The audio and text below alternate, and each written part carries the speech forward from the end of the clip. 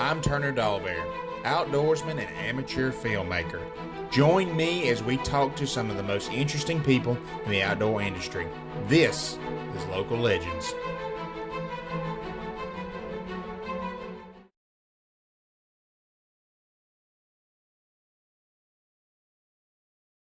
Yeah, well, my name is Ronnie Freeman, and grew up out west of Summit, rural Mississippi. You know, us kids, most of the boys, all we had to do was play in the woods. That was it. The first I had was with my dad, you know, going through the woods, shaking vines, you know, squirrels, you know, and then you finally get to where we was doing a little rabbit hunting, because we didn't have no deer back at that time. And then you get a little bit older and you get your first gun, you know, then you get into the squirrel hunting by yourself, still hunting, and me and my brothers hunted a lot, and did some fishing. I used to do some catfishing, and that was fun. But then I finally got it my first bow. It was a 45-pound recurve bow. And the first deer I ever killed with it, I had an old stand that belonged to my father-in-law. And it didn't have no hand thing to go up a tree. You just had to hug that tree and go up it with your feet. And as I went up that tree that morning, Miss Donnelly's with me, Dwayne was with me, and all they could hear was me make a racket. Because that thing made a lot of noise. And by the time I got where I was at, about probably 20 foot, and I didn't give out a breath. And I turned around and sat down in the thing. Then I got to pull my bow up. As I'm pulling my bow up, the deer were walking up the ridge to me. I was really startled. But as they got closer, I picked out the closest one and shot it. And then I come back down in that thing just as quick as I went up, real fast. A lot of hides come off my arms, but I was excited. And it turned out to be a button buck. But that was my first recollection of killing a deer with a bow. And that hooked me then. Okay. But when I first started hunting with a friend of mine, we started running dogs. That's the only way to find a deer back in the days. And usually it was more rabbits than deer. But once you got to getting them, we finally started finding a few deer to hunt. And then we really got to hunt them hard, what we call it, you know, because you sit up there for many a day and never see a deer, because they just wasn't around. Yeah. Then we got to go into Franklin County and hunt deer, and it got a few more, you know, with your bows and your guns, and we got to where we wanted to still hunt more. So it was very fun times, you know. I really enjoyed it. It was a lot of trial and error, you know, trying to read sign on something I never did before.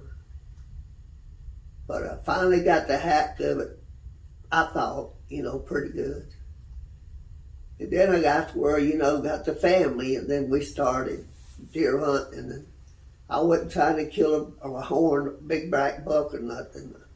I killed some small 8 points or whatever, several of them, and then just because we ate the deer meat, that's all we ate. You know, we just had a lot of deer meat to eat. And then finally, when the boys came along, Lake and Brent came along, the twins. You know, they was getting up 7.5 years old and everything, and I'd carry them out in the woods and carry them turkey hunting or just playing in the woods, and I'd carry them squirrel hunting and everything. I was hunting in a stand way back out east of 24 back there. And I was hunting in a stand. I was probably 25 foot up in the air. And back then, you know, I had a harness on to keep me from falling. But it's when you climbed up any tree, then you hooked your harness up on the tree when you got there, because they didn't have these ropes and everything. And I knew I had a family get together to go at Christmas at 6 o'clock. So I was going to come down, and I'd put my rifle, my sling and everything on my arm. When I turned to come down, I undid my harness. When I got turned to come down, that's when the accident occurred. You know, and I've told Lisa this several times, you know, as I'm laying there, I'd wake up. I knew I was hurt bad because I couldn't feel nothing. But I could kind of look around. But as I did that, I was calm too. Because every time I opened my eyes to look, it was like it was real bright. And like I say, I knew I was coming down at 5 o'clock. And I think they found me about 10 o'clock at night. Dwayne found me way back in the woods. And they even had to kind of get in there and hit a board to carry me and put me on the tailgate of the game ward's truck to get me out, to be able to get me to the road to come home. Just to the ambulance and get me to the hospital. And you know, until then I was a very avid hunter and fisherman, you know, but so like me and Jackson up there, I still don't know a lot what's going on, of course. And that's when they do the surgery on me, and then I realized, you know, that I'm hurt bad. And then when they tell you that 99% chance, you know, you're never gonna walk again. Well, that's something to ponder on, you know. But God has a way of calming you down, you know, that you know that there's more to live for than just you. You know, you got a wife and 3 kids. So after surgery and a couple of weeks in Baptist Hospital, my wife had been with me every day when I was in there. They sent me over to rehab, Methodist rehab, January the 1st or 2nd or something. And I got in a room, and they told her to tell me goodbye, and she couldn't come back till the weekend. That hurt. But, and I did not want to do that. But I didn't have no choice, and she knew she had to leave. But that night, I just, you know, just said, I just got to try to keep going. I got to keep fighting. So I was in there for 4 months doing rehab. I'll never forget the first time my finger moved. One finger moved, and I told them, I said, that's my trigger finger. I'm going to be okay. You know, that's the trigger finger. I'm going to be okay. So then when I finally do get back home,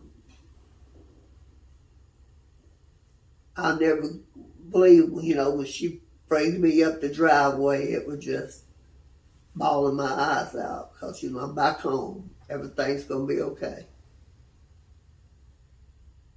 But, you know, the next year, you know, you get all your little magazines in the mail, you know, because I'd ordered all these things, and they coming in. And I'd go through them, and I'd start looking at crossbows. And I keep looking at crossbows, and Lisa would say, you know, If you don't order one of them, I'm going to order it for you. So I ordered me a crossbow. But that's not the beginning of the hunting thing. You have to have real, real good special people that want to be able to carry you, prepare places for you. Because when I first started wanting to hunt, a good friend of mine that I hunted with all my life, David Jackson, and he was a carpenter by trade. And I also needed a hunting bracket that I could hang my crossbow on, my rifle on, or my muzzle loader if I wanted to do all three. And a friend of mine named Bruce Rhines built me one. It's sitting right out there. This is my shooting rack that holds my gun, crossbow, or whatever it may be. They usually set it up between my legs like that. It'll be turned like this right here. And I would set a crossbow in there, a muzzle loader, or my rifle. And it allows me to move it sideways or up or down, because you know it don't take much for the scope to go, you know, from 50 yards to 100 to 200 yards, you know. Yes, sir. And I'm sure they got a lot new things. It's a whole lot better. But it's served me well for 30 years, and this is the one I'm going to continue to use. He built me one of those. And then we got to trying to figure out how all this was going to take place, you know. Because back then, I was still a little bit smaller than I am now, I'll put it that way. Because that was 30 years ago. Yeah. And David, you gotta love him to death. He would make plots for me. And he'd make a little blind for me. And he would pick me up and come home, get me. And he had a little Toyota truck. And in that truck, he'd have to put that shooting table that I had, he'd have to put the gun rack. We'd use 2x8s, and he'd drive my wheelchair up in the back of that truck. No, yeah, we did that for a while, then that didn't work real good, so we started using my push chair to where you could get me closer. But we did try the electric chair, but you can only do so much with that. It's a whole lot easier for him to get there closer with the truck than it is the other way. So that's what took place with that. So, and he put me out at spots, and we had a little lease at Franklin County even before I got hurt. And I got hurt on December the 19th, 1992. And then I killed my first doe in October of 93. Wow. 10 months. So, you know, I was as proud as that doe as I was one of these bucks at the time. Because that's when I knew it was possible. And every year, I always look forward to that. And I'm talking about, we hunted in Franklin County, we hunted in Lincoln County, we hunted wherever he had land that he had leased or whatever, he'd make a spot so I could hunt. I remember one time during, it was muzzle loading season, and we had got a big snow.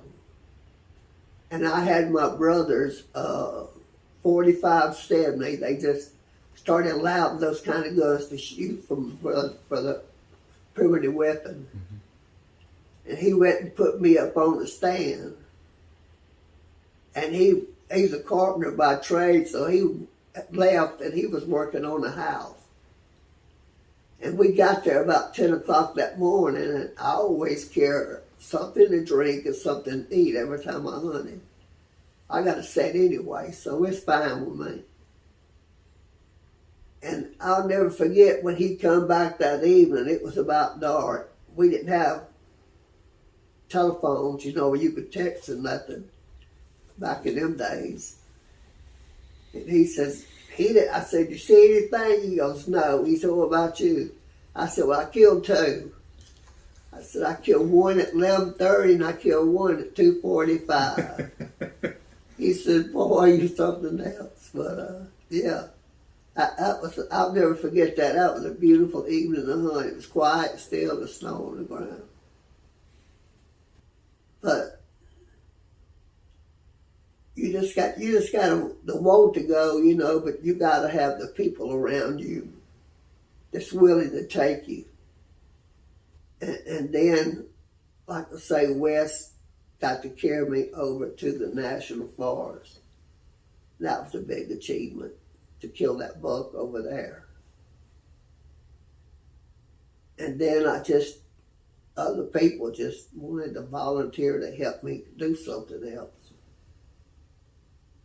So I started wanting to be picky then, because we didn't eat much steer meat, So I finally got me a couple of good bucks that way. Yeah. You saw very few deer. And when you saw one, you were so excited, buck or no, because they just wasn't around. It was just squirrels and it was rabbits. And that was it. Yeah, the first deer I ever saw, we were driving down the road and it crossed the road. We couldn't imagine nothing like that. My dad says he had never seen one. He'd been there years. Yeah. They just wasn't no deer. And we saw most of them when we started going to Franklin County and hunting and things like that. But up and down them hills you would go, trying to find a deer. To see it, just to see a deer. And you thought you'd achieve something then. But deer hunting was hard in the early year, because they just wasn't there. What would you say to anybody that's having a hard time right now? They have experienced something life changing, and they don't see any way past it. What would you say to them? I'd say that they need to, you can get in touch with some groups that'll help you and things like that. I was blessed to have friends, but all I know is please try. Please try. If the Lord lets you live through something like that, because it was devastating, Just try to find somebody that will help you get involved in it. But please don't ever give up not trying to do it. Because that's the last thing, you need to do. You need to keep fighting. Stacy Soche, Mr. Donnelly knew him through Boy Scouts. And he asked if he could bring me up there to hunt. And then I hunted a few times up there, and Stacy, me and him got to be real good friends. And then he finally got a big place up here. It's in Pye County now. That's where that deer come from, up there. And he tickles me to death, Stacy does. Because my email used to be like Freebird57, okay? So he calls this hunting stand, this big food plot he calls it the Freebird plot. And I would just laugh at him when he told me that. So that's when he set that thing down there, and I pulled down there to hunt that day. And I sat there and I seen several deer that day. And that one up there, he came out about 20 minutes to 5. I mean, still plenty of daylight. And I shot him about 100 yards. And I'll never forget Stacy. He texted me on my phone and said, "Did you get him? Did you get him?" I said, "I think I hit him pretty good, you know." So he come over there, and we got the deer, and I was proud of that. But people like him, he had a spot for me to kill a deer. I hunted with another friend, a classmate of mine, Mike Dickerson. He called me up. He says he had a piece of land on Bokenchitter River. So I went there, and he showed me where to hunt. Huge, beautiful place through the woods. And I think the first year I hunted there, I sat there. Wes would carry me and drop me off at like 8 o'clock in the morning. Lisa would be at school. They go about their business, because I got to sit in the chair all day anyway. Yeah. And I'm enjoying God's creation. So I'm benefited in any way. So that was a blessing to it, just to get out of the house.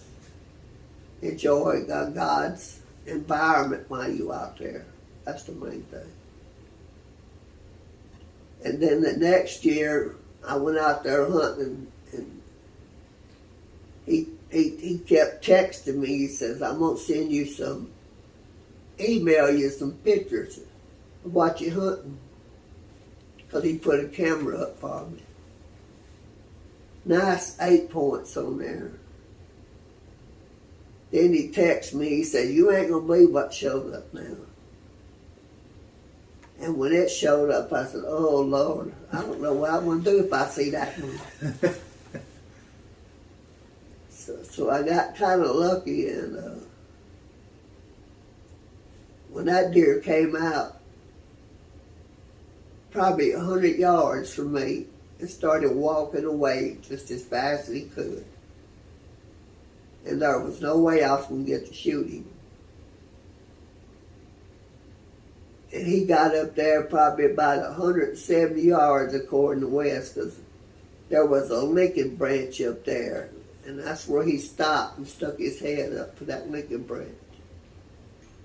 And that's where I shot him. And I texted Wes and him, and they was both out of pocket. And I'm sitting there so nervous. And when Wes come by my blind, I was about in tears. I told him, I said, "Wes," I said, "I pray I either killed it or a clean miss." I says, "Because I do not want to wound an animal of that caliber." And that was probably one of the longest sets I had waiting on him. Because he looked, and he looked. Then he came back in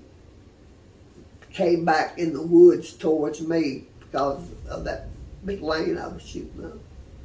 And he texted me, he said, "I found him." So then he loads the deer up and he brings it back, and then he gets me out of this nice blind he done built me, because I mean, it's nice. You ride in there and it's got the table and all in it, and you shut the back up and it's just me and that table, and I rode around to the truck. I says, "Is he bigger than the one I killed last year?" And then when I rode around in there, looked at the tailgate of that truck, I was just so grateful and blessed that God allowed me to kill an animal like that. There's very few, especially for me. You know, for somebody that don't can't really get out and do the hunting like I used to, but more than blessed and grateful for allowing me to be able to do what I can with the help of others. Because I'm 65 years old. I've been in this wheelchair 30 years. And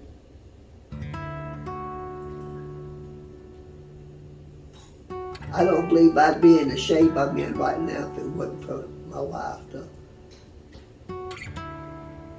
You know, she's my caretaker. Married 44 years, and I'm in a wheelchair 30 of them. I've been blessed. I'm a blessed person.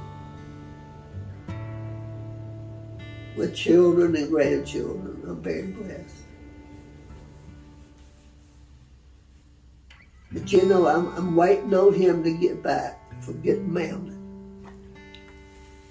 And then I'm already trying to prepare for the next year of hunting.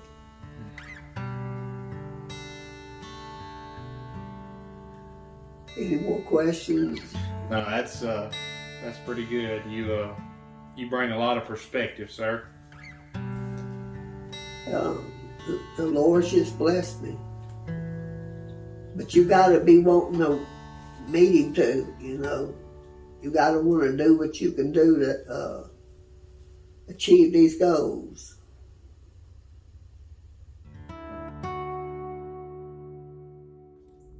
What makes this video special is the reason why it almost didn't air. Ronnie felt like he wasn't thankful enough. He wasn't grateful enough. Amazing perspective. So Ronnie thanks all of y'all that have helped him along the way. All the family, all the friends, all the medical staff, the people that took him hunting and made hunting spots for him, the people that helped him with his chairs and equipment, his sons Blake and Brent, his daughter Amy, and all his wonderful grandchildren. And of course, his loyal wife Lisa. I left Mr. Ronnie with new perspective. I know why I hunt, and why I think it's important, and why it's important to pass on to the next generation. But it did raise some questions. Why do I do this? The channel. Why do I choose to go on these adventures? Why do I choose to film it all and to share it with you?